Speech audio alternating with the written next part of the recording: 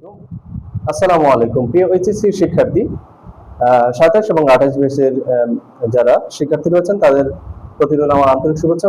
আসসালামু আলাইকুম। আপনাদের আমি আজকে বাংলা ব্যাকরণের একটি গুরুত্বপূর্ণ টপিকস উচ্চারণের শুদ্ধিকরণ সে বিষয়ে ধারণা দিতে আসছি। যারা উচ্চারণ নিয়ে খুবই ভয়ে আছেন, আশা করি ভয় আপনাদের থাকবে না, আমার পেজটা শুধু ফলো করে রাখবেন।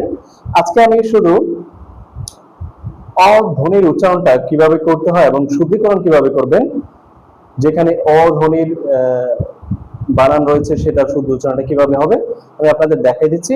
এবং আরো কিছু কৌশল আছে যেগুলো আসলে আমি ক্রমান্বয়ে আপনাদেরকে দিব। প্রথম 3টি কৌশল আপনাদেরকে আমি শেখাচ্ছি। প্রথম নম্বরে আসেন।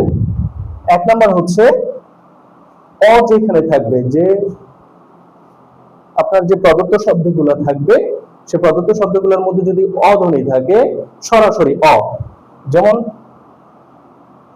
অ যদি সরাসরি থাকে কোন শব্দের মধ্যে, সেই জায়গায় আপনি শুদ্ধ উচ্চারণ গিয়ে সরাসরি উ লিখে দিবেন। 2 নম্বর দেখেন, 2 নম্বর হচ্ছে অটা যদি ব্যঞ্জন ধ্বনির সাথে থাকে, তার মানে হচ্ছে অ প্লাস ব্যঞ্জন। অ প্লাস ব্যঞ্জন যদি থাকে, অ প্লাস ব্যঞ্জন যদি থাকে অবশ্যই আপনি কি করবেন, এখানে ওকার দিবেন।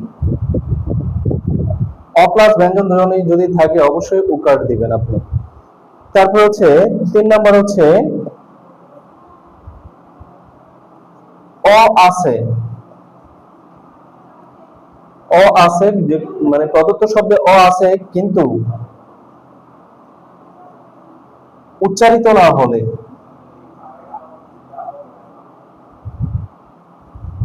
অ আছে কিন্তু উচ্চারিত না হলে অবশ্যই শুদ্ধ উচ্চারণে গিয়ে ওই বর্ণটার নিচে হসন্ত হবে। যেখানে অ আছে কিন্তু উচ্চারণ নাই সেখানে হসন্ত হবে।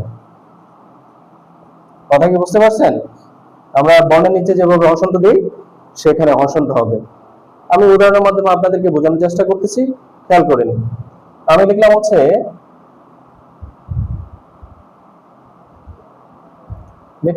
অতি। দেখেন, প্রদত্ত শব্দে যদি অতি থাকে, অর্থাৎ বানানে যদি অতি থাকে, তাহলে এখানে সরাসরি অ আছে, তাহলে ওটাকে আপনি উচ্চারণের জায়গায় সরাসরি ও লিখে দিবেন, বাকিটা ঠিক থাকবে, সেটা হবে অতি। ঠিক আছে? তারপর আসেন অ প্লাস ব্যঞ্জন বর্ণ। আপনি যদি লেখেন হচ্ছে পতি, খেয়াল করেন, আপনি লিখছেন হচ্ছে পতি, তাহলে এখানে পয়ের সাথে কিন্তু অ এর উচ্চারণ আছে, আছে কিনা?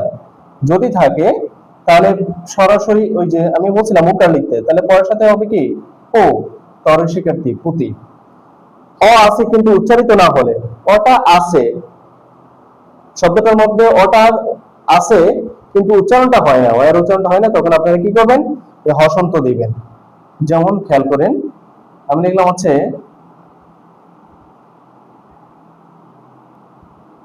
ময়না। দেখেন একটু খেয়াল করেন, ময় না, প্রথমটা হচ্ছে কি ময়ের সাথে কিন্তু অয়ের উচ্চারণ আসছে ম, দেখেন অয়ের উচ্চারণ আসছে কিন্তু অন্তঃস্থলের মধ্যে অ আছে কিন্তু এখানে কিন্তু উচ্চারণটা হয় নাই। দেখেন এটাকে যদি আমরা শুদ্ধ উচ্চারণ লিখতে যাই তাহলে এটা হবে কি মই, তারপর না এখানে না মই না। ঠিক আছে? ঠিক এক্স্যাক্টলি এরকম আরো সুন্দর সুন্দর মানে কৌশল পেতে আমার সাথেই থাকবেন। ধন্যবাদ সবাইকে। আসসালামু আলাইকুম।